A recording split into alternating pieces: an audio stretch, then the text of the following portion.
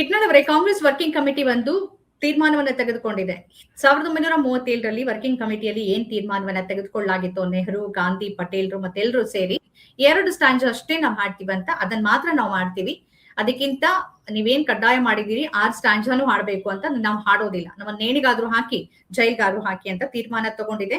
BJP ನಾಯಕರ ಪ್ರತಿಕ್ರಿಯೆಯನ್ನ ತಾವು ಗಮನಿಸಿರ್ತೀವಿ. ಇದ್ರ ಬಗ್ಗೆ ತಮ್ಮ ಪಾಯಿಂಟ್ ಆಫ್ ವ್ಯೂ ಏನು? ಈಗ ಈ ಒಂದು ಒಂದೇ ಮಾತ್ರ ಹಾಡು ಇದೆಯಲ್ಲ, ಇದು ರಾಷ್ಟ್ರೀಯ ಗೀತೆ ಅಂದ್ರೆ ನ್ಯಾಷನಲ್ ಸಾಂಗ್ ಇಂಗ್ಲಿಷ್ ಹೇಳೋದಾದ್ರೆ, ಇನ್ನೊಂದು ನ್ಯಾಷನಲ್ ಆಂಥಮ್ ಜನಗಣಮನ. ಇವೆರಡರ ಮಧ್ಯೆ ವ್ಯತ್ಯಾಸನ ಅರ್ಥ ಮಾಡ್ಕೋಬೇಕು ನಾವು. ಯಾಕೆ ಒಂದೇ ಮಾತ್ರಮನ್ನ ನ್ಯಾಷನಲ್ ಸಾಂಗ್ ಅಂತಂದ್ರು ಅಂದಿನ ನೆಹರು ಸರ್ಕಾರದಲ್ಲಿ 1950ರಲ್ಲಿ? ಯಾಕೆ ಜನಗಣಮನವನ್ನ ರಾಷ್ಟ್ರಗೀತೆ ಅಂತಂದ್ರು? ಯಾಕಂದ್ರೆ ರಾಷ್ಟ್ರ ಒಂದು ಮಟ್ಟಿಗೆ ಆ ಕಾಲದ ಕಾಂಗ್ರೆಸ್ನಲ್ಲಿ ಅನೇಕ ಹಿಂದೂಗಳು ಕೂಡ ಇದ್ರು, ಮತ್ತೆ ಅನೇಕ ಹಿಂದೂ ವಿಚಾರಧಾರೆ ಇದ್ದಂತ ಈಗಿನ ಕಾಲದಲ್ಲಿ ಹಿಂದುತ್ವವಾದಿ ಅನ್ನುವ ಅನಿಸಿಕೊಳ್ಳುವಂತ ಕೆಲವರು ಇದ್ರು ಅಲ್ಲಿ ಆ ಕಾಲದಲ್ಲಿ.